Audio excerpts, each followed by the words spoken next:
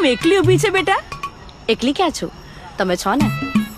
સરસ, ફટ જવાબ આપે છે. કોની દીકરી છે? મારા મમ્મી પપ્પાની. એ તો હું છું. મારા મમ્મી પપ્પાનું નામ છે, તારા મમ્મી પપ્પાનું નથી. તમારે શું કામ છે મારા મમ્મી પપ્પાનું નામ જાણીને?